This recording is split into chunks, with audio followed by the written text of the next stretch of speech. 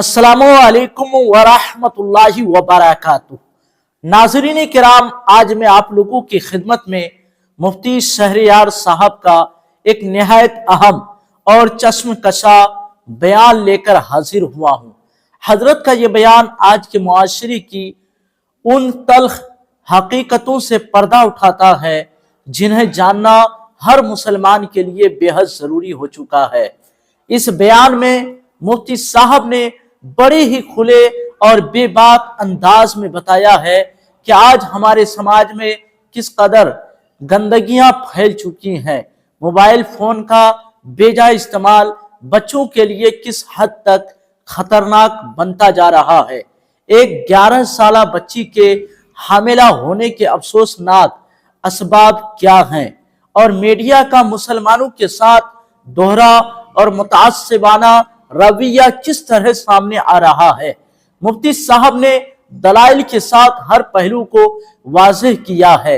इसलिए आपसे गुजारिश है कि इस बयान को शुरू से आखिर तक जरूर समाअत फरमाए ताकि मुकम्मल और सही मालूमात हासिल हो सके।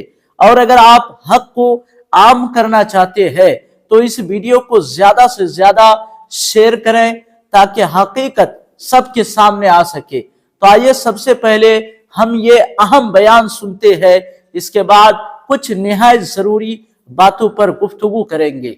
एक न्यूज सुनी होगी, एक खबर आपने व्हाट्सएप पे देखा होगा। वो खबर ये थी शर्मनाक खबर, सर को शर्म से झुका देने वाली खबर, सीने को हिला देने वाली खबर, उस बात को न बोलने में शर्म आने वाली खबर, यानी ऐसी खतरनाक खबर जिसको लोगों ने कभी सुना नहीं होगा, कभी सोचा तक नहीं होगा। वो खबरें गश्त कर रही हैं, लोगों तक ये बात पहुंच रही है। मैं कहना चाहता हूँ बात कौन सी है, अगर आपकी नजर पड़ी है तो ठीक है, नहीं पड़ी है तो मुझसे सुन लीजिए। वो खबर इंतहाई खतरनाक खबर है। वो खतरनाक खबर यह है कि एक लड़की जो 12-13 साल की थी, डॉक्टर के पास उसको ले जाया गया। वह बीमार हालत में, डॉक्टर ने तहकीक की, वो पता लगाया, पता चला कि ये 12-13 साल या 11 साल की लड़की गर्भवती है। ये गर्भवती हो गई है। डॉक्टर सन रह गए, डॉक्टर का दिमाग हैरान में पड़ गया। इस कम उम्री में अदब के साथ, अब बिल्कुल नन्ही सी उम्र है और ये लड़की हामिला कैसे हो गई। और जब तहकीक की गई, जब पता चला कि किसी दूसरे का हमल नहीं है, इतनी छोटी सी बच्ची से कौन दिल लगाएगा। प्यार मोहब्बत की कहानी तो 15, 16, 18 साल के बाद, स्कूल कॉलेज में बड़े क्लास में जाने के बाद वो सारी बातें शुरू होती हैं। लेकिन ये मोबाइल का डांस, ये म्यूजिक का कल्चर, ये सांप थिरकने का कल्चर, ये डांस का कल्चर, ये स्कूल में डांस का निजाम और ये मोबाइल में गंदी गंदी तस्वीरें छोटे छोटे बच्चों को भी आज शहवत की दुनिया में कदम रखने पर मजबूर कर दिया है। उससे बदन में शहवत भड़कती है। इनके अपने खास भाई का हमल है। डॉक्टर तंग हो गए, पसीना आ गया। वो भाई 18 साल का नहीं था, वो भाई 20 साल का नहीं था। भाई की उम्र कितनी है? उसकी उम्र भी वही 11-12 साल है। जो उम्र है खेलने की, जो उम्र है स्कूल के छोटे क्लास में जाने की, जो उम्र है एक बिस्तर पे सोने की, जिसको लोग समझते हैं कि एक छोटा भाई 11 साल का है, बहन 12 साल की है, दोनों एक साथ सो जाएं, अब एक कमरा है, क्या होगा। छोटे छोटे बच्चे हैं, इनके दिल दिमाग में और सब कोई बातें तो कब आएंगी, जब 18 साल के हो जाएंगी। मगर 18 साल की होती कब है? जब माहौल में पाकिज़गी सफाई होती है। लेकिन जब माहौल में मोबाइल की गंदगी हो, जब माहौल में टेलीविजन की स्क्रीन पर गंदे मनाजिर हो, ऐसे माहौल में तो 7 साल का बच्चा भी वो कर गुजरता है जो 17 साल का जवान सोचता रह जाएगा। आका अलैहिस्सलाम ने 1400 साल पहले कहा था, आखिर जमाने में बच्चों में शहवतें डाल दी जाएंगी, छोटे छोटे बच्चों में शहवत आएगी और फिर इस तरह की हरकतें होंगी। और सबसे लाजवाब बात तो यह है, अगर यह काम कोई मुसलमान की फैमिली में हो गया होता तो आज यह एंकर आकर के मेरे मुंह में माइक घुसा के कहता, क्या इस्लाम ये सिखाता है क्या कुरान ये बताता है क्या मदरसों में ये पढ़ाया जाता है क्या मुसलमान यही करता है क्या इस्लाम ही कहता है क्या। लेकिन क्या हिम्मत है उसकी कि आप उस फैमिली में चला जाए और कहे कि क्या हिंदुइज्म ये कहता है क्या यह धर्म ये कहता है क्या स्वामी गुरु जी ये कहते हैं क्या शंकराचार्य ये कहते हैं क्या रामायण में यह है क्या फलां में। नहीं, हिम्मत नहीं होगी। वो तो सिर्फ मुसलमानों को बदनाम करने के लिए कोई शोषा चाहिए, इसलिए वो एक बहाना ढूंढते हैं और नाच के साथ वो न्यूज पढ़ते हैं ताकि खूब मुसलमान बदनाम हो जाए। एक साइंटिस्ट अमेरिका में कलमा पढ़ के मुसलमान हुआ, ये गोंगा बन जाता है, ये उसकी बात को नहीं फैलाता है। है। एक वैज्ञानिक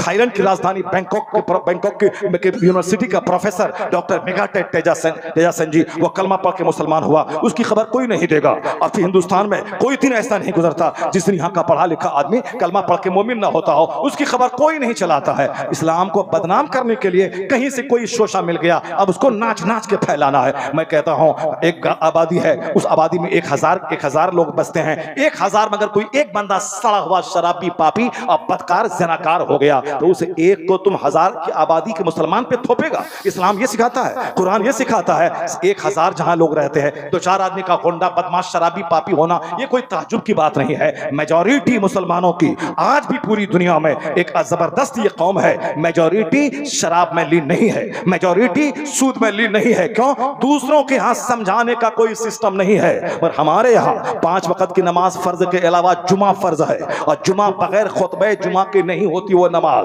खुतबे जुमा शर्त है, कंडीशन मशरूत है, बगैर वजू के नमाज नहीं, तो बगैर खुतबे जुमा की नमाज नहीं। तो वहाँ हर जुमा के दिन कंपलसरी वाज जरूरी है, ईदैन में वाज जरूरी है। ईदैन का खुतबा लंबा होगा ताकि साल भर की रूहानी खुराक मिल जाए, जुमा का खुतबा छोटा होगा ताकि एक हफ्ते की रूहानी खुराक मिल जाए। या सीरत में सीरत के जलसे, ये महफिल मिलाद, ये छोटी छोटी महफिलें, ये इमाम के हुजरे में जाके उनसे नसीहत सीखना, ये हमें डांटने वाले लोग मौजूद हैं। जुमा के दिन समझाने वाला, सीरत की महफिल में समझाने वाला, दस्तारबंदी के जलसों में समझाने वाला। इसलिए दूसरी कौमों के मुकाबले में हमारे यहाँ शराब है मगर शराब कम है, ज़िना है मगर कम है, सूद है मगर कम है, क्योंकि उसके यहाँ कोई डांटने वाला नहीं है। और हमारे यहाँ मेरा बाप भी डांटता है, मेरे उस्ताद भी डांटते हैं, मेरे उलमा भी डांटते हैं। यानी हमारे डांटने वाले मौजूद है, हमारे समझाने वाले मौजूद है, हमारे यहाँ वाज़ो नसीहत का माहौल मौजूद है। लेकिन अगर तुमने इस माहौल को खत्म किया और कॉमेडी शुरू कर दी और हंगामा शुरू कर दिया तो फिर तो कोई समझाने वाला नहीं रह जाएगा। फिर तो वही धमाल मचेगा जो चर्च में हो रहा है, वही धमाल मचेगा जो पूजा के नाम पे, पूजा के जुलूस में हो रहा है। 5 लड़के हैं, 10 लड़कियां हैं, लड़कियां भी नाच रही हैं, लड़के भी नाच रहे हैं। ये बताओ वो जो दोनों नाचेंगे तो पूजा के नाम पे नाचेंगे, और नाचने के बाद क्या क्या ड्रामा होगा? वही ड्रामा होता है कि साहब 11 साल के बच्चे, 12 साल की लड़कियां, हकीकी भाई बहन दोनों आपस में सेक्स करते हैं और बहन हामिला हो जाती है। ए मेरी कौम, अब भी तू मुस्तफा की तालीमात की अजमत को तस्लीम नहीं करेगा? हुजूर ने 1500 साल पहले कहा था जब बच्चे 7 साल के हों उसे नमाज का आदेश दे, और जब बच्चे 10 साल का हो उसे मार के नमाजी बना दे, और जब नमाजी बन जाए वह फर्रकू बैनहुम फिल मदाजे, उनकी ख्वाबगाहों में उनका बिस्तर अलग कर दे। ये मत कहना कि बहन है, ये मत कहना ये भाई है। अब ये 10 साल का हो चुका है, ये सिने शऊर को पहुंच चुका है। बहन का बिस्तर अलग, भाई का बिस्तर अलग, वो भाई भी अपने हम उम्र भाई के साथ न सोए, उस वक्त उनका बिस्तर अलग रहे। इस कहने का क्या मतलब था? कहने का मतलब यही था कि हम जिन्स परस्ती से समाज बचेगा, इगलामबाजी से समाज बचेगा, लवातत से समाज बचेगा, तमाम जिनसी बेराहवी से समाज बचेगा। आज जब लोग इस तरह के माहौल को देखते हैं, मुस्तफा का फरमान याद आता है, जहां आज मशवरा देते हैं दानिश्वर कि बिस्तर अलग कीजिए, दोनों की ख्वाबगाहें अलग हो। कुर्बान मुस्तफा पे जो 1500 साल पहले ये फरमान जारी किया और सोने का एक सिस्टम बताया कि बच्चों को नमाजी बना 10 साल में, उसके बाद ख्वाबगाहों में बिस्तर अलग कर दे। पता ये चला दानिश्वरों की निगाहें जहां आज गई है, साइंटिस्ट निगाहें जहां आज गई है, वहां नजर मुस्तफा की 1500 साल पहले चली गई है। इसलिए मुस्तफा लाजवाब, मुस्तफा की शान लाजवाब। आला हजरत की माने तो कहना पड़ेगा सारे ऊंचों में ऊंचा, समझिए जिसे है उस ऊंचे से ऊंचा। हमारा नबी सारे अच्छों में अच्छा, समझिए जिसे है उस अच्छे से अच्छा हमारा। नाजरीन किराम, आपने अभी मुफ्ती शहरियार साहब का निहायत फिक्र अंगेज और आंखें खोल देने वाला बयान सुना। यह बयान सिर्फ सुनने के लिए नहीं था, बल्कि सोचने, समझने और अपने आमाल का मुहासबा करने के लिए था।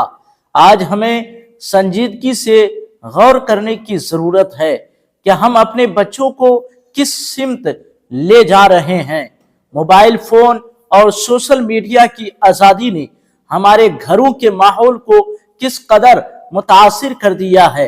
यह सिर्फ किसी एक घर या एक खानदान का मसला नहीं, बल्कि पूरे समाज की इस्लाह का सवाल है। अगर आज हमने तवज्जो न दी तो कल हालात हमारे हाथ से निकल सकते हैं।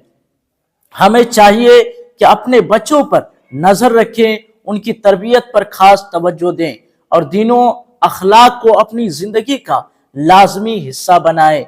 साथ ही मीडिया के दोहरे मेयार को भी समझने की जरूरत है, जो सच को छुपाता और झूठ को बढ़ावा देता है। ऐसे में हमारी जिम्मेदारी और भी बढ़ जाती है कि हम हक को पहचाने और हक का साथ दे।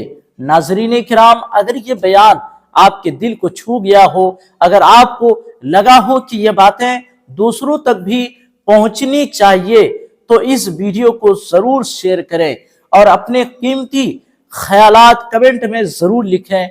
अल्लाह ताला हम सबको समझने, अमल करने और अपनी नस्लों की सही तरबियत करने की तौफीक अता फरमाए। आमीन या रब्बल आलमीन।